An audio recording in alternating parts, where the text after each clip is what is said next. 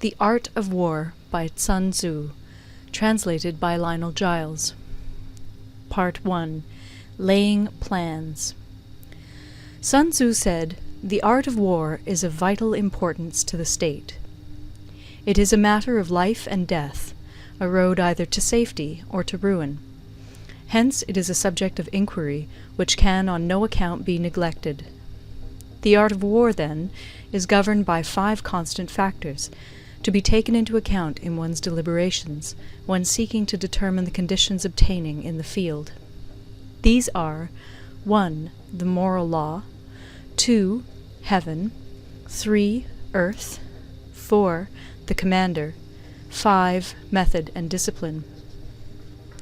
The moral law causes the people to be in complete accord with their ruler, so that they will follow him regardless of their lives, undismayed by any danger. Heaven signifies night and day, cold and heat, times and seasons. Earth comprises distances, great and small, danger and security, open ground and narrow passes, the chances of life and death.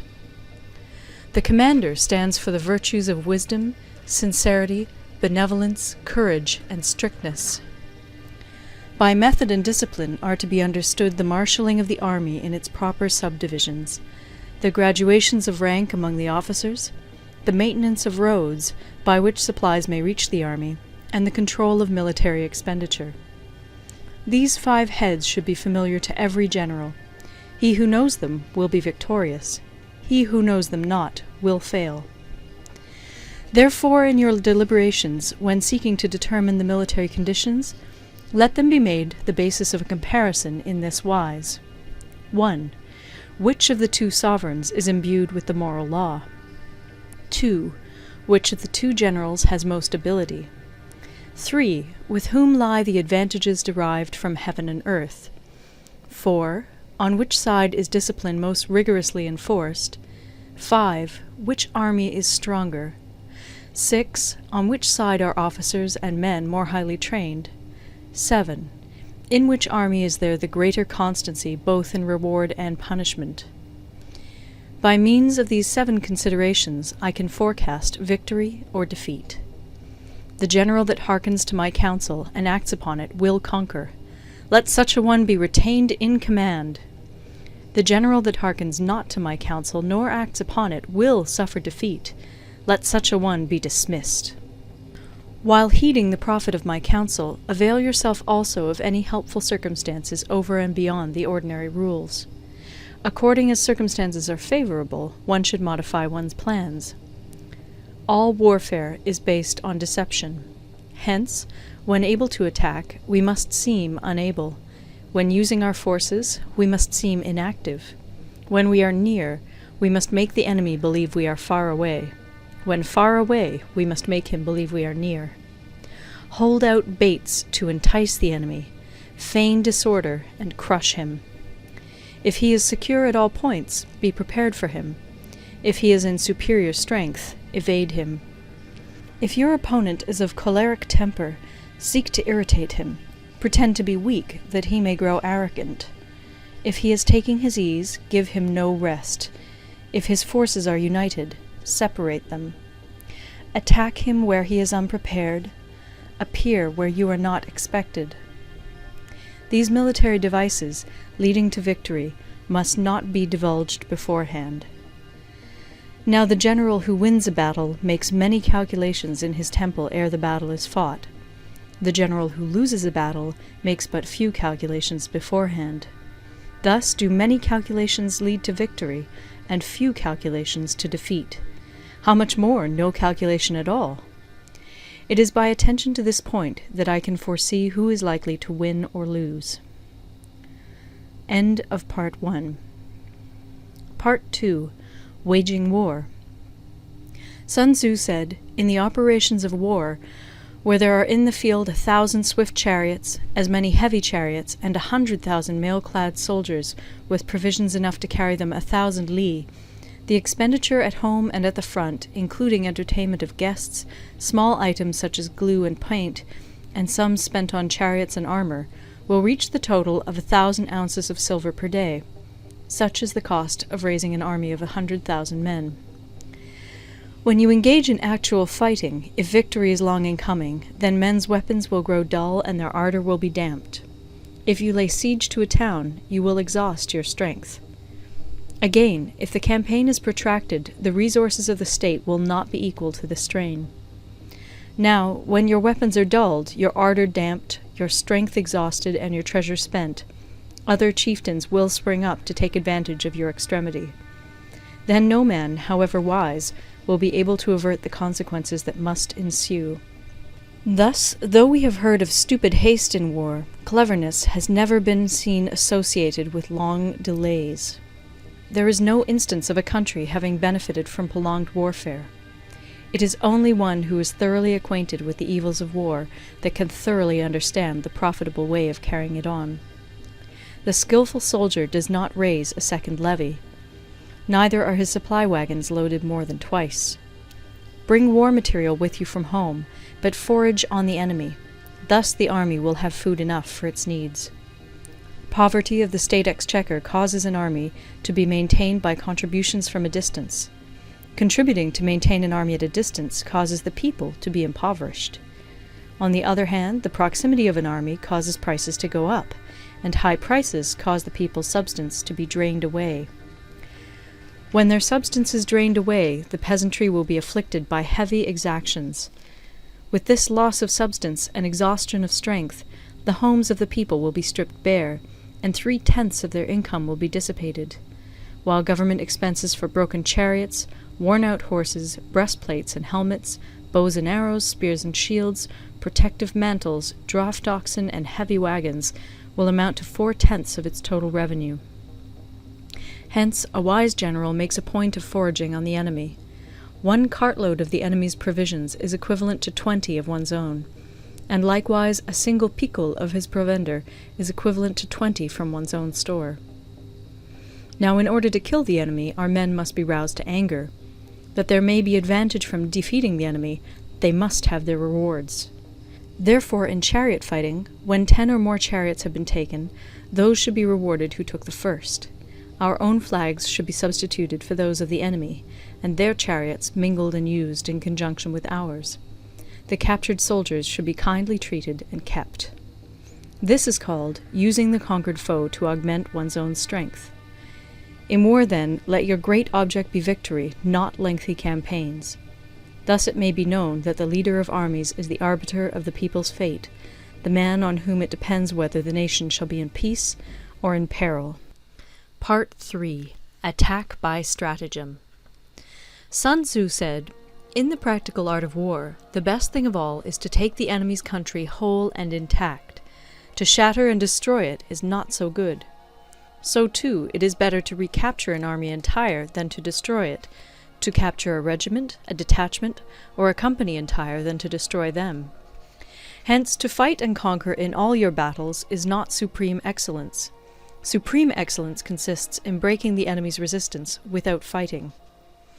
Thus, the highest form of generalship is to balk the enemy's plans. The next best is to prevent the junction of the enemy's forces. The next in order is to attack the enemy's army in the field, and the worst policy of all is to besiege walled cities. The rule is not to besiege walled cities if it can possibly be avoided. The preparation of mantlets, movable shelters, and various implements of war will take up 3 whole months, and the piling up of mounds against the walls will take 3 months more. The general, unable to control his irritation, will launch his men to the assault like swarming ants, with the result that 1/3 of his men are slain, while the town still remains untaken. Such are the disastrous effects of a siege. Therefore the skilful leader subdues the enemy's troops without any fighting. He captures their cities without laying siege to them. He overthrows their kingdom without lengthy operations in the field. With his forces intact, he will dispute the mastery of the empire, and thus, without losing a man, his triumph will be complete. This is the method of attacking by stratagem.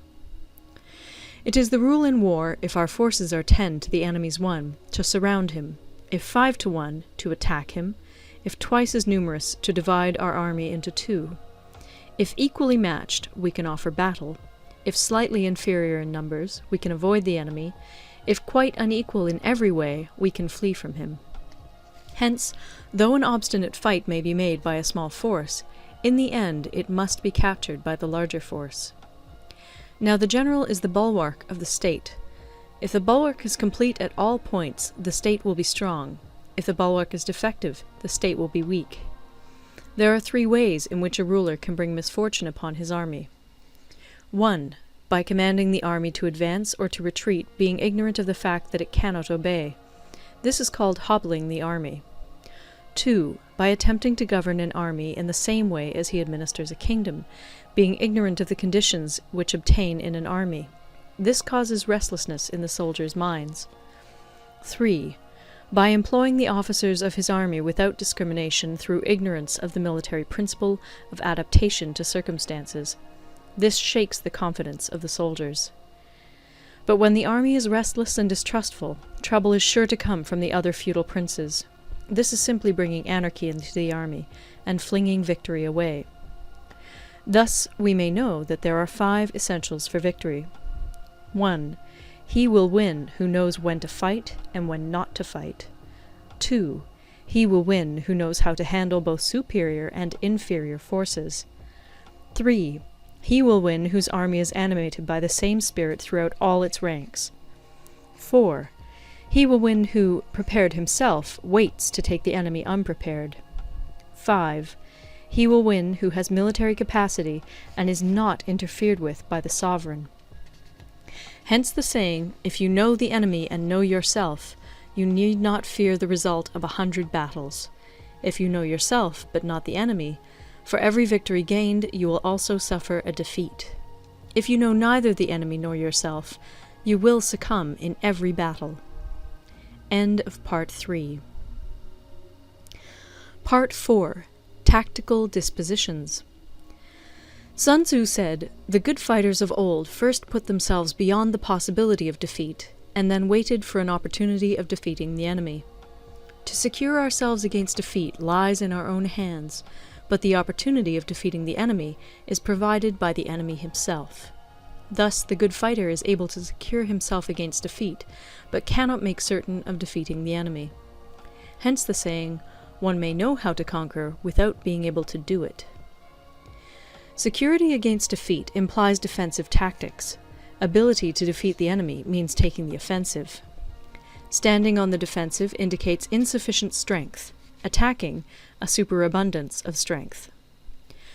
The general who is skilled in defense hides in the most secret recesses of the earth. He who is skilled in attack flashes forth from the topmost heights of heaven. Thus, on the one hand, we have ability to protect ourselves, on the other, a victory that is complete. To see victory only when it is within the ken of the common herd is not the acme of excellence. Neither is it the acme of excellence if you fight and conquer, and the whole empire says, "Well done!" To lift an autumn hair is no sign of great strength. To see the sun and moon is no sign of sharp sight. To hear the noise of thunder is no sign of a quick ear. What the ancients called a clever fighter is one who not only wins, but excels in winning with ease. Hence his victories bring him neither reputation for wisdom nor credit for courage.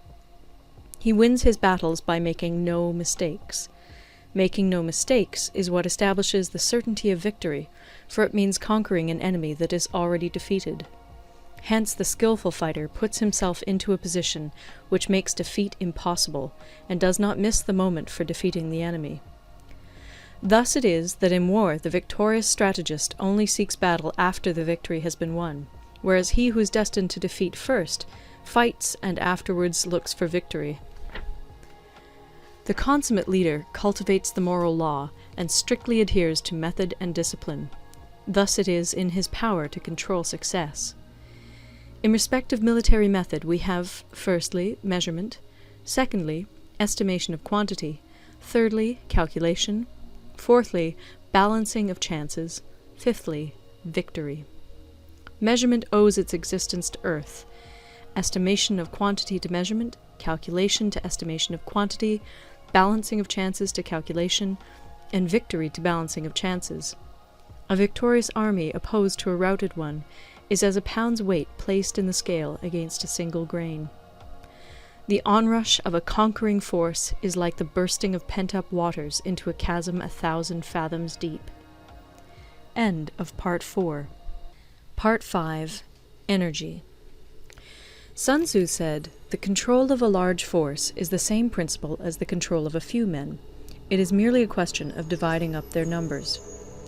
Fighting with a large army under your command is nowise different from fighting with a small one. It is merely a question of instituting signs and signals. To ensure that your whole host may withstand the brunt of the enemy's attack and remain unshaken, this is effected by maneuvers direct and indirect. That the impact of your army may be like a grindstone dashed against an egg, this is effected by the science of weak points and strong. In all fighting, the direct method may be used for joining battle, but indirect methods will be needed in order to secure victory. Indirect tactics, efficiently applied, are inexhaustible as heaven and earth, unending as the flow of rivers and streams. Like the sun and moon, they end but to begin anew. Like the 4 seasons, they pass away to return once more. There are not more than 5 musical notes, yet the combinations of these 5 give rise to more melodies than can ever be heard.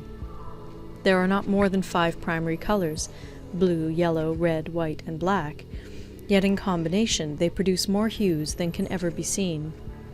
There are not more than 5 cardinal tastes, sour, acrid, salt, sweet, bitter, yet combinations of them yield more flavors than can ever be tasted.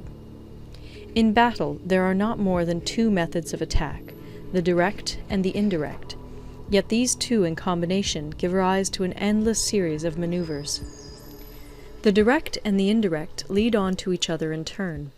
It is like moving in a circle. You never come to an end. Who can exhaust the possibilities of their combination? The onset of troops is like the rush of a torrent which will even roll stones along in its course. The quality of decision is like the well-timed swoop of a falcon, which enables it to strike and destroy its victim. Therefore, the good fighter will be terrible in his onset and prompt in his decision. Energy may be likened to the bending of a crossbow, decision to the releasing of a trigger. Amid the turmoil and tumult of battle, there may be seeming disorder, and yet no real disorder at all. Amid confusion and chaos, your array may be without head or tail, yet it will be proof against defeat. Simulated disorder postulates perfect discipline. Simulated fear postulates courage. Simulated weakness postulates strength. Hiding order beneath the cloak of disorder is simply a question of subdivision. Concealing courage under their show of timidity presupposes a fund of latent energy. Masking strength with weakness is to be effected by tactical dispositions. Thus, one who is skillful at keeping the enemy on the move maintains deceitful appearances, according to which the enemy will act. He sacrifices something that the enemy may snatch at it. By holding out baits, he keeps him on the march. Then, with a body of picked men, he lies in wait for him. The clever combatant looks to the effect of combined energy, and does not require too much from individuals.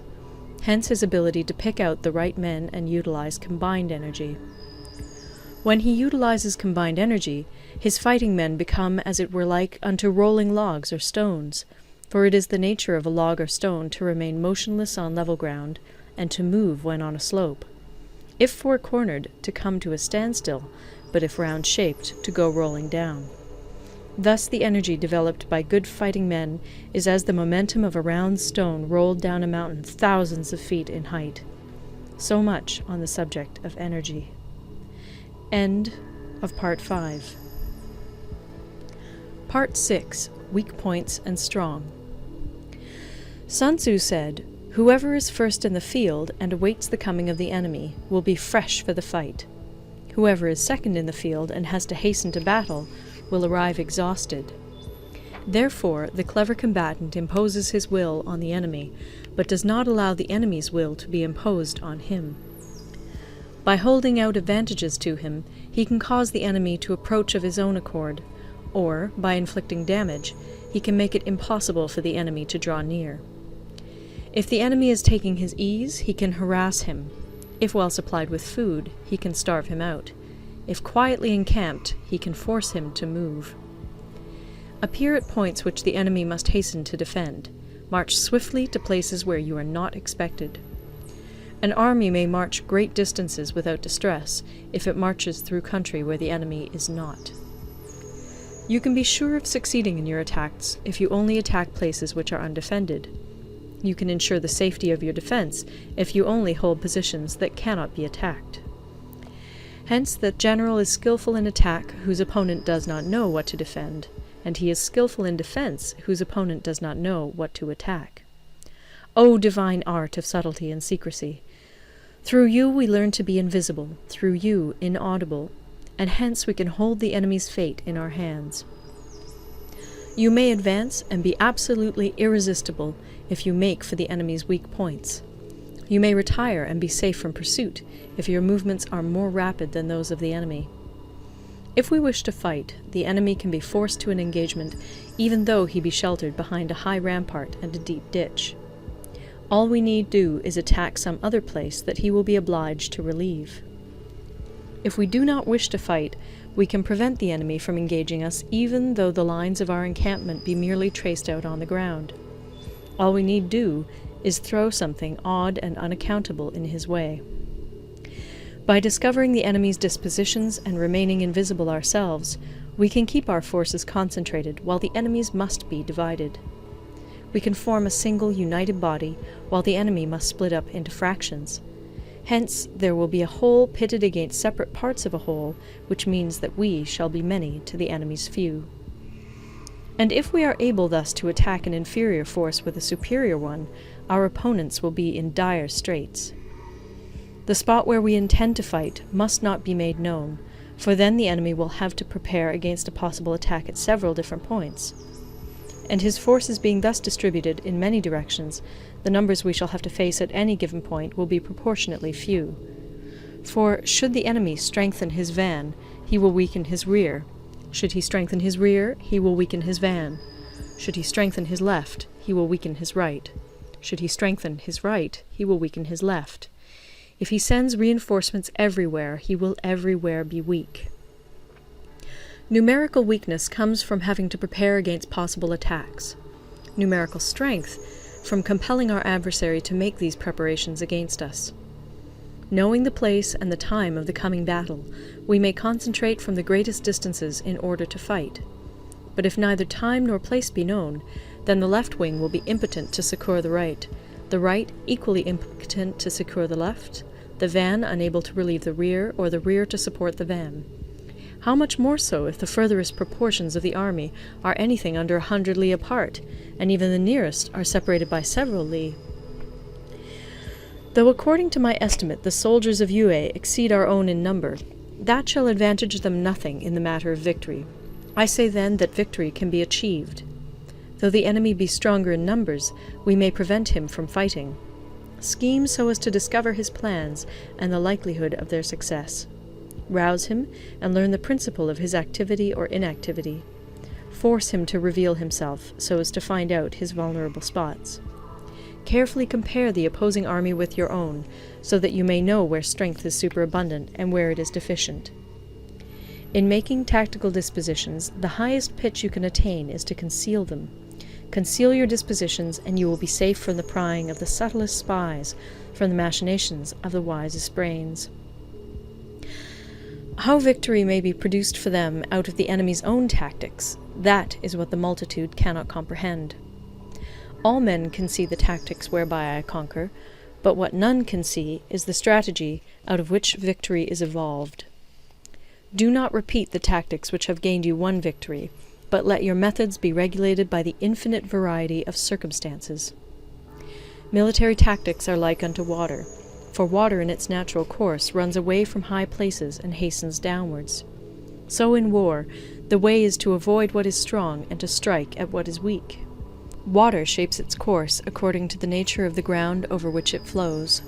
The soldier works out his victory in relation to the foe whom he is facing. Therefore, just as water retains no constant shape, in warfare there are no constant conditions. He who can modify his tactics in relation to his opponent and thereby succeed in winning may be called a heaven-born captain. The 5 elements, water, fire, wood, metal, earth, are not always equally predominant. The 4 seasons make way for each other in turn. There are short days and long. The moon has its periods of waning and waxing. End of Part 6. Part 7. Maneuvering. Sun Tzu said, "In war, the general receives his commands from the sovereign. Having collected an army and concentrated his forces, he must blend and harmonize the different elements thereof before pitching his camp. After that comes tactical maneuvering, than which there is nothing more difficult. The difficulty of tactical maneuvering consists in turning the devious into the direct, and misfortune into gain. Thus, to take a long and circuitous route, after enticing the enemy out of the way, and those starting after him, to contrive to reach the goal before him, shows knowledge of the artifice of deviation. Maneuvering with an army is advantageous, with an undisciplined multitude, most dangerous. If you set a fully equipped army in march in order to snatch an advantage, the chances are that you will be too late. On the other hand, to detach a flying column for the purpose involves the sacrifice of its baggage and stores. Thus, if you order your men to roll up their buff coats and make forced marches without halting day or night, covering double the usual distance at a stretch, doing 100 li in order to wrest an advantage, the leaders of all your 3 divisions will fall into the hands of the enemy. The stronger men will be in front, the jaded ones will fall behind, and on this plan only 1/10 of your army will reach its destination. If you march 50 li in order to outmaneuver the enemy, you will lose the leader of your 1st division, and only half your force will reach the goal. If you march 30 li with the same object, 2/3 of your army will arrive. We may take it then that an army without its baggage train is lost. Without provisions, it is lost. Without bases of supply, it is lost. We cannot enter into alliances until we are acquainted with the designs of our neighbours. We are not fit to lead an army on the march unless we are familiar with the face of the country, its mountains and forests, its pitfalls and precipices, its marshes and swamps. We shall be unable to turn natural advantage to account unless we make use of local guides. In war, practice dissimulation and you will succeed. Whether to concentrate or to divide your troops must be decided by circumstances. Let your rapidity be that of the wind, your compactness that of the forest. In raiding and plundering be like fire, in immovability like a mountain. Let your plans be dark, and impenetrable as night, and when you move, fall like a thunderbolt. When you plunder a countryside, let the spoil be divided amongst your men. When you capture new territory, cut it up into allotments for the benefit of the soldiery. Ponder and deliberate before you make a move. He will conquer who has learnt the artifice of deviation. Such is the art of maneuvering. The Book of Army Management says, "On the field of battle, the spoken word does not carry far enough. Hence the institution of gongs and drums. Nor can ordinary objects be seen clearly enough. Hence the institution of banners and flags. Gongs and drums, banners and flags, are means whereby the ears and eyes of the host may be focused on one particular point.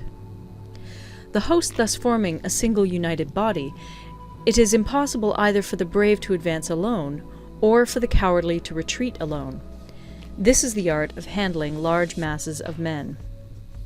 In night fighting, then, make much use of signal flyers and drums, and in fighting by day, of flags and banners, as a means of influencing the ears and eyes of your army. A whole army may be robbed of its spirit. A commander-in-chief may be robbed of his presence of mind. Now, a soldier's spirit is keenest in the morning, by noonday it has begun to flag, and in the evening his mind is bent only on returning to camp. A clever general, therefore, avoids an army when its spirit is keen, but attacks it when it is sluggish and inclined to return. This is the art of studying moods.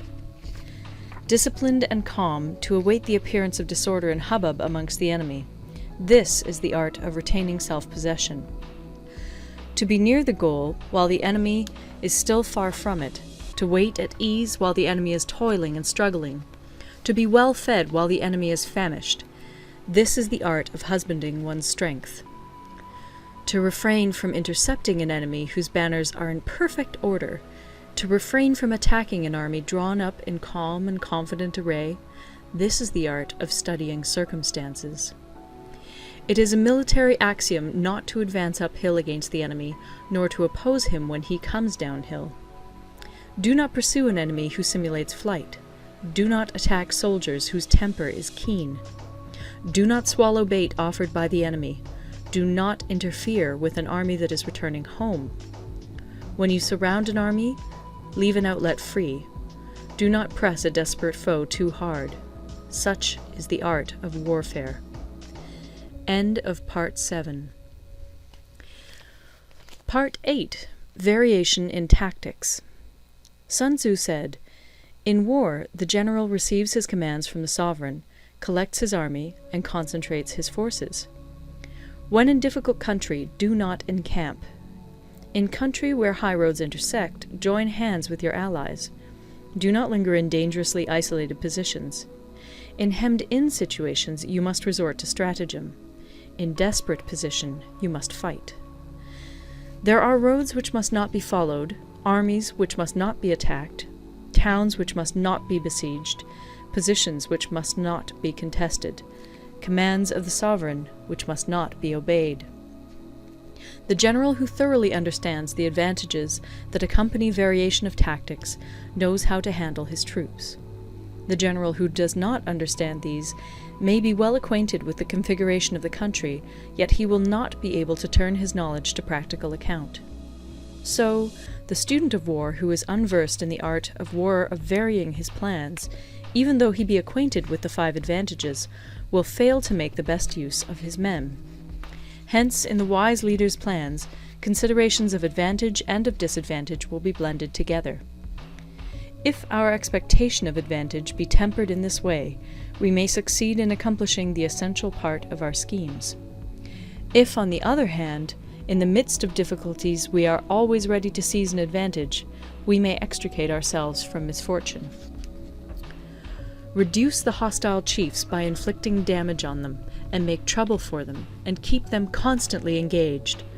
Hold out specious allurements, and make them rush to any given point. The art of war teaches us to rely not on the likelihood of the enemy's not coming, but on our own readiness to receive him, not on the chance of his not attacking, but rather on the fact that we have made our position unassailable. There are 5 dangerous faults which may affect a general. 1. Recklessness, which leads to destruction. 2. Cowardice, which leads to capture. 3. A hasty temper, which can be provoked by insults. 4. A delicacy of honor, which is sensitive to shame. 5. Over-solicitude for his men, which exposes him to worry and trouble. These are the 5 besetting sins of a general, ruinous to the conduct of war. When an army is overthrown and its leader slain, the cause will surely be found among these 5 dangerous faults. Let them be a subject of meditation. Part 9. The Army on the March. Sun Tzu said, "We come now to the question of encamping the army, and observing signs of the enemy. Pass quickly over mountains, and keep in the neighborhood of valleys. Camp in high places, facing the sun. Do not climb heights in order to fight." So much for mountain warfare. After crossing a river, you should get far away from it. When an invading force crosses a river in its onward march, do not advance to meet it in midstream. It will be best to let half the army get across, and then deliver your attack. If you are anxious to fight, you should not go to meet the invader near a river which he has to cross. Moor your craft higher up than the enemy, and facing the sun. Do not move upstream to meet the enemy. So much for river warfare. In crossing salt marshes, your sole concern should be to get over them quickly, without any delay. If forced to fight in a salt marsh, you should have water and grass near you, and get your back to a clump of trees. So much for operations in salt marshes. In dry, level country, take up an easily accessible position with rising ground to your right and on your rear, so that the danger may be in front and safety lie behind. So much for campaigning in flat country. These are the 4 useful branches of military knowledge which enabled the Yellow Emperor to vanquish 4 several sovereigns. All armies prefer high ground to low, and sunny places to dark. If you are careful of your men and camp on hard ground, the army will be free from disease of every kind, and this will spell victory. When you come to a hill or a bank, occupy the sunny side, with the slope on your right rear. Thus you will at once act for the benefit of your soldiers, and utilize the natural advantages of the ground. When, in consequence of heavy rains up country, a river which you wish to ford is swollen and flecked with foam, you must wait until it subsides. Country in which there are precipitous cliffs with torrents running between, deep natural hollows, confined places, tangled thickets, quagmires, and crevasses should be left with all possible speed and not approached. While we keep away from such places, we should get the enemy to approach them. While we face them, we should let the enemy have them on his rear. If in the neighbourhood of your camp there should be any hilly country, ponds surrounded by aquatic grass, hollow basins filled with reeds, or woods with thick undergrowth, they must be carefully routed out and searched, for these are places where men in ambush or insidious spies are likely to be lurking. When the enemy is close at hand and remains quiet, he is relying on the natural strength of his position. When he keeps aloof and tries to provoke a battle, he is anxious for the other side to advance. If his place of encampment is easy of access, he is tendering a bait. Movement amongst the trees of a forest shows that the enemy is advancing. The appearance of a number of screens in the midst of thick grass means that the enemy wants to make us suspicious. The rising of birds in their flight is the sign of an ambuscade. Startled beasts indicate that a sudden attack is coming. When there is dust rising in a high column, it is the sign of chariots advancing. When the dust is low, but spread over a wide area, it betokens the approach of infantry. When it branches out in different directions, it shows that parties have been sent to collect firewood. A few clouds of dust moving to and fro signify that the army is encamping. Humble words and increased preparations are signs that the enemy is about to advance. Violent language and driving forward as if to the attack are signs that he will retreat. When the light chariots come out first and take up a position on the wings, it is a sign that the enemy is forming for battle. Peace proposals unaccompanied by a sworn covenant indicate a plot. When there is much running about, and the soldiers fall into rank, it means that the critical moment has come. When some are seen advancing and some retreating, it is a lure. When the soldiers stand leaning on their spears, they are faint from want of food. If those who are sent to draw water begin by drinking themselves, the army is suffering from thirst. If the enemy sees an advantage to be gained and makes no effort to secure it, the soldiers are exhausted. If birds gather on any spot, it is unoccupied. Clamour by night betokens nervousness. If there is a disturbance in the camp, the general's authority is weak. If the banners and flags are shifted about, sedition is afoot. If the officers are angry, it means that the men are weary. When an army feeds its horses with grain and kills its cattle for food, and when the men do not hang their cooking pots over the campfires, showing that they will not return to their tents, you may know that they are determined to fight to the death. The sight of men whispering together in small knots, or speaking in subdued tones, points to disaffection amongst the rank and file. Too frequent rewards signify that the enemy is at the end of his resources. Too many punishments betray a condition of dire distress.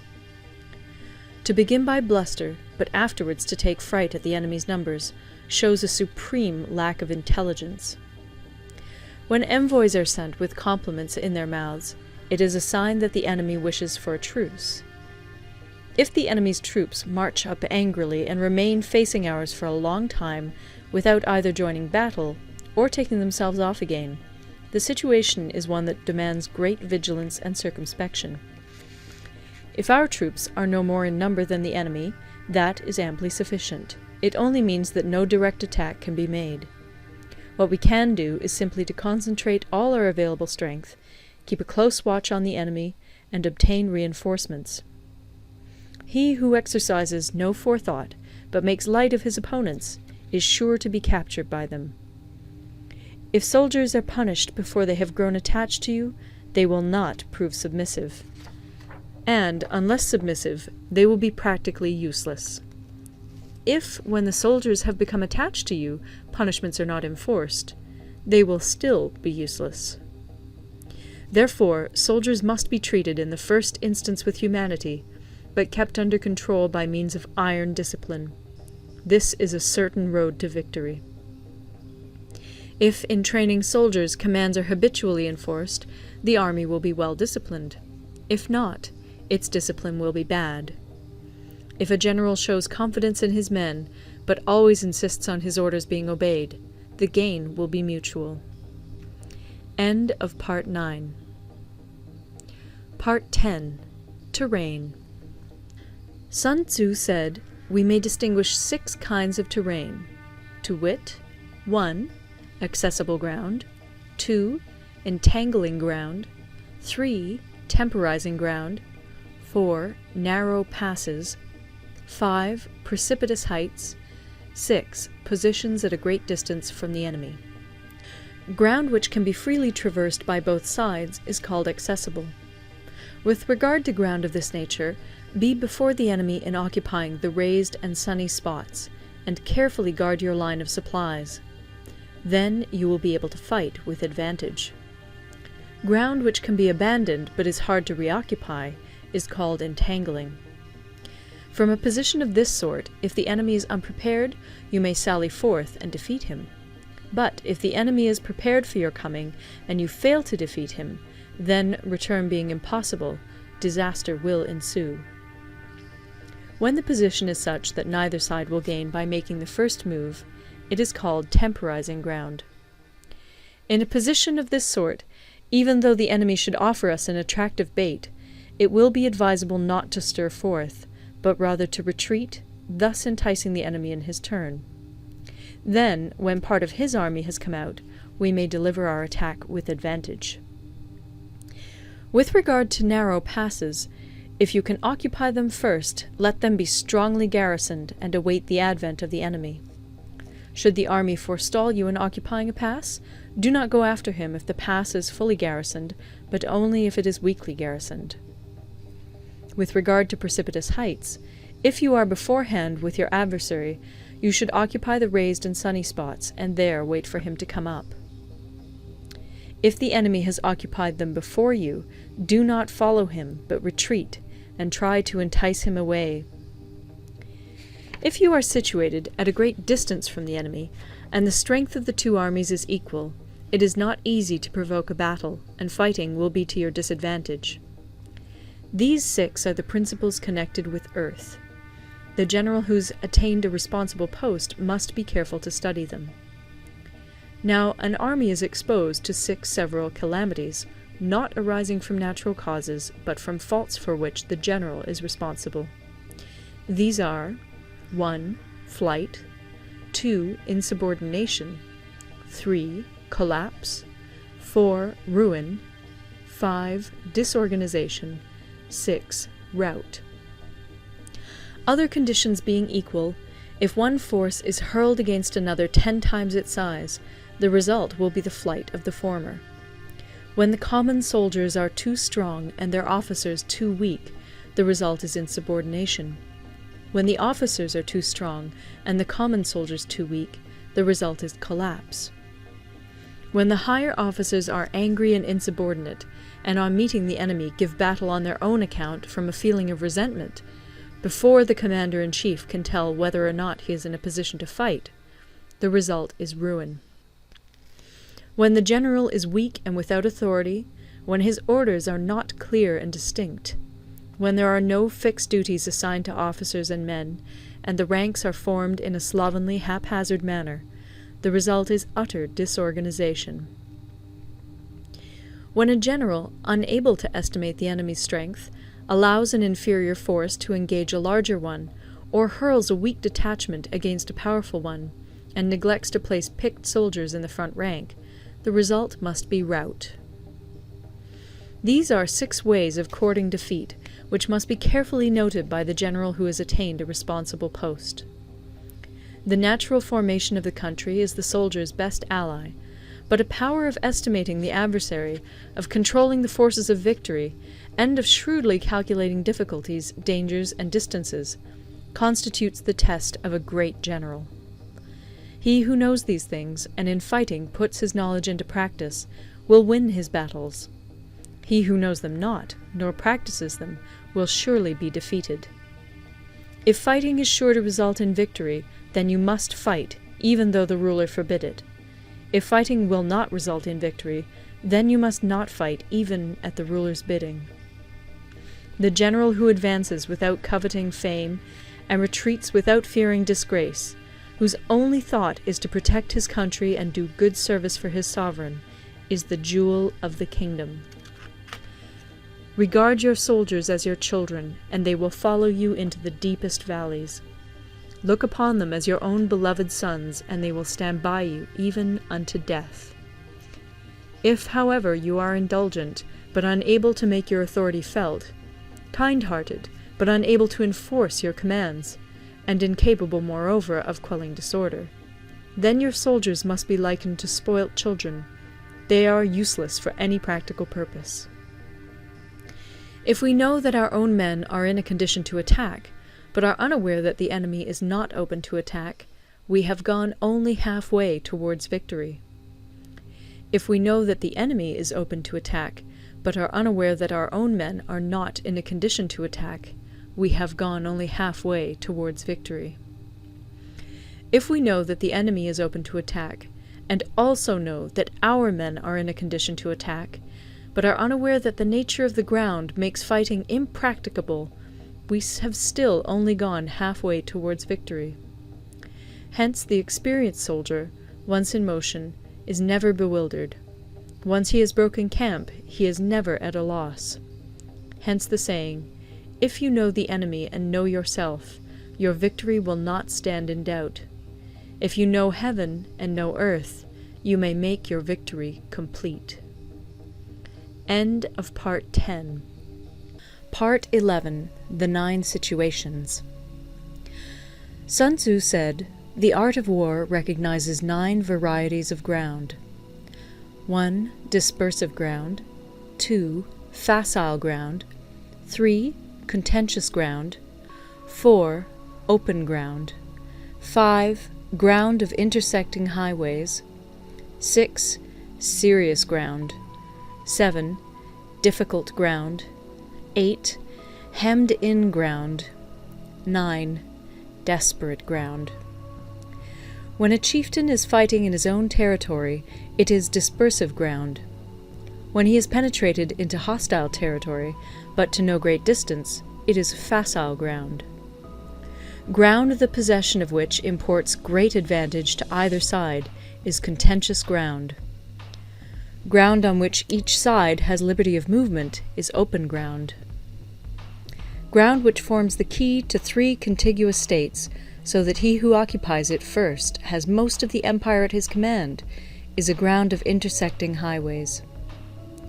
When an army has penetrated into the heart of a hostile country, leaving a number of fortified cities in its rear, it is serious ground. Mountain forests, rugged steeps, marshes, and fens, all country that is hard to traverse, this is difficult ground.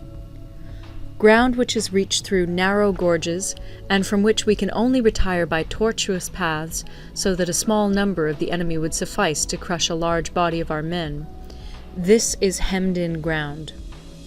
Ground on which we can only be saved from destruction by fighting without delay is desperate ground.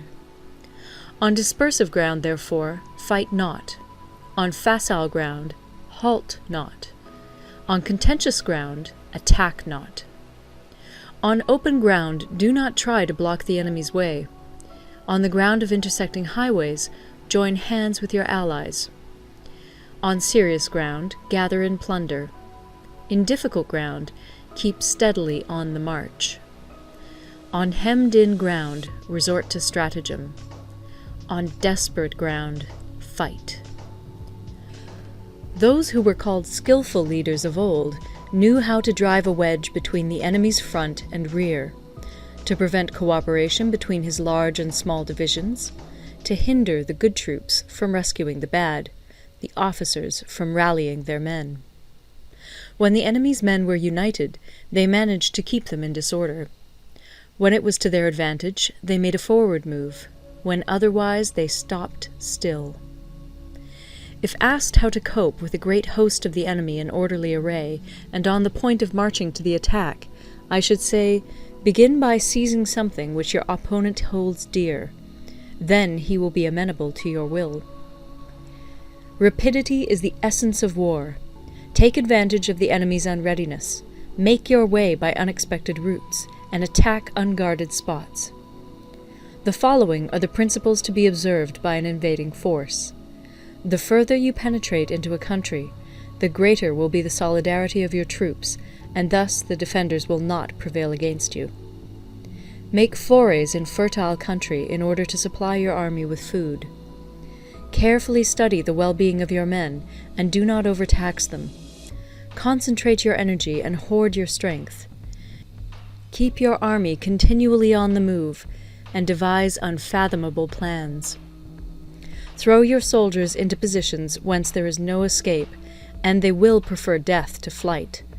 If they will face death, there is nothing they may not achieve. Officers and men alike will put forth their uttermost strength. Soldiers, when in desperate straits, lose the sense of fear. If there is no place of refuge, they will stand firm. If they are in hostile country, they will show a stubborn front. If there is no help for it, they will fight hard. Thus, without waiting to be marshalled, the soldiers will be constantly on the qui-vive. Without waiting to be asked, they will do your will. Without restrictions, they will be faithful. Without giving orders, they can be trusted. Prohibit the taking of omens, and do away with superstitious doubts. Then, until death itself comes, no calamity need be feared. If our soldiers are not overburdened with money, it is not because they have a distaste for riches. If their lives are not unduly long, it is not because they are disinclined to longevity. On the day they are ordered out to battle, your soldiers may weep, those sitting up bedewing their garments, and those lying down, letting the tears run down their cheeks. But let them once be brought to bay, and they will display the courage of a Chu or a Kui. The skillful tactician may be likened to the Shuai-jan. Now, the Shuai-jan is a snake that is found in the Ch'ung Mountains. Strike at its head, and you will be attacked by its tail. Strike at its tail, and you will be attacked by its head. Strike at the middle, and you will be attacked by head and tail both. Asked if an army can be made to imitate the Shuai-jan, I should answer yes. For the men of Wu and the men of Yue are enemies. Yet if they are crossing a river in the same boat and are caught by a storm, they will come to each other's assistance, just as the left hand helps the right. Hence, it is not enough to put one's trust in the tethering of horses and the burying of chariot wheels in the ground. The principle on which to manage an army is to set up one standard of courage, which all must reach. How to make the best of both strong and weak, that is a question involving the proper use of ground. Thus, the skillful general conducts his army just as though he were leading a single man, willy-nilly by the hand. It is the business of a general to be quiet, and thus ensure secrecy, upright and just, and thus maintain order. He must be able to mystify his officers and men by false reports and appearances, and thus keep them in total ignorance. By altering his arrangements and changing his plans, he keeps the enemy without definite knowledge. By shifting his camp and taking circuitous routes, he prevents the enemy from anticipating his purpose.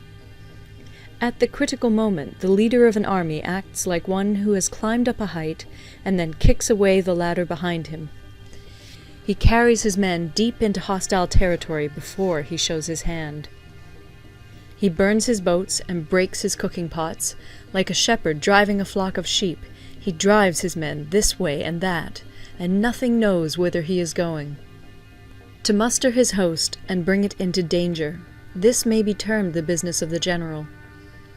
The different measures suited to the 9 varieties of ground, the expediency of aggressive or defensive tactics, and the fundamental laws of human nature, these are things that must most certainly be studied. When invading hostile territory, the general principle is that penetrating deeply brings cohesion. Penetrating but a short way means dispersion. When you leave your own country behind and take your army across neighborhood territory, you find yourself on critical ground. When there are means of communication on all 4 sides, the ground is one of intersecting highways. When you penetrate deeply into a country, it is serious ground. When you penetrate but a little way, it is facile ground. When you have the enemy's strongholds on your rear and narrow passes in front, it is hemmed-in ground. When there is no place of refuge at all, it is desperate ground. Therefore, on dispersive ground I would inspire my men with unity of purpose. On facile ground, I would see that there is close connection between all parts of my army. On contentious ground, I would hurry up my rear. On open ground, I would keep a vigilant eye on my defences. On ground of intersecting highways, I would consolidate my alliances. On serious ground, I would try to ensure a continuous stream of supplies. On difficult ground, I would keep pushing on along the road. On hemmed-in ground, I would block any way of retreat. On desperate ground, I would proclaim to my soldiers the hopelessness of saving their lives. For it is the soldier's disposition to offer an obstinate resistance when surrounded, to fight hard when he cannot help himself, and to obey promptly when he has fallen into danger. We cannot enter into alliance with neighbouring princes until we are acquainted with their designs. We are not fit to lead an army on the march unless we are familiar with the face of the country, its mountains and forests, its pitfalls and precipices, its marshes and swamps. We shall be unable to turn natural advantages to account unless we make use of local guides. To be ignored of any one of the following 4 or 5 principles does not befit a warlike prince. When a warlike prince attacks a powerful state, his generalship shows itself in preventing the concentration of the enemy's forces. He overawes his opponents, and their allies are prevented from joining against him. Hence he does not strive to ally himself with all and sundry, nor does he foster the power of other states. He carries out his own secret designs, keeping his antagonists in awe. Thus he is able to capture their cities and overthrow their kingdoms. Bestow rewards without regard to rule, issue orders without regard to previous arrangements, and you will be able to handle a whole army as though you had to do with but a single man. Confront your soldiers with the deed itself. Never let them know your design. When the outlook is bright, bring it before their eyes, but tell them nothing when the situation is gloomy. Place your army in deadly peril, and it will survive. Plunge it into desperate straits, and it will come off in safety. For it is precisely when a force has fallen into harm's way that it is capable of striking a blow for victory. Success in warfare is gained by carefully accommodating ourselves to the enemy's purpose. By persistently hanging on the enemy's flank, we shall succeed in the long run in killing the commander-in-chief. This is called ability to accomplish a thing by sheer cunning. On the day that you take up your command, block the frontier passes, destroy the official tallies, and stop the passage of all emissaries. Be stern in the council chamber so that you may control the situation. If the enemy leaves the door open, you must rush in. Forestall your opponent by seizing what he holds dear, and subtly contrive to time his arrival on the ground. Walk in the path defined by rule, and accommodate yourself to the enemy until you can fight a decisive battle. At first, then, exhibit the coyness of a maiden, until the enemy gives you an opening. Afterwards emulate the rapidity of a running hare, and it will be too late for the enemy to oppose you. End of Part 11. Part 12. The Attack by Fire. Sun Tzu said, "There are 5 ways of attacking with fire. The first is to burn soldiers in their camp. The second is to burn stores. The third is to burn baggage trains. The fourth is to burn arsenals and magazines. The fifth is to hurl dropping fire amongst the enemy." In order to carry out an attack, we must have means available. The material for raising fire should always be kept in readiness. There is a proper season for making attacks with fire, and special days for starting a conflagration. The proper season is when the weather is very dry. The special days are those when the moon is in the constellations of the Sieve, the Wall, the Wing, or the Crossbar, for these 4 are all days of rising wind. In attacking with fire, one should be prepared to meet 5 possible developments. 1. When fire breaks out inside to enemy's camp, respond at once with an attack from without. 2. If there is an outbreak of fire, but the enemy's soldiers remain quiet, bide your time and do not attack. 3. When the force of the flames has reached its height, follow it up with an attack, if that is practicable. If not, stay where you are. 4. If it is possible to make an assault with fire from without, do not wait for it to break out within, but deliver your attack at a favorable moment. 5. When you start a fire, be to windward of it. Do not attack from the leeward. A wind that rises in the daytime lasts long, but a night breeze soon falls. In every army, the 5 developments connected with fire must be known, the movements of the stars calculated, and a watch kept for the proper days. Hence, those who use fire as an aid to the attack show intelligence.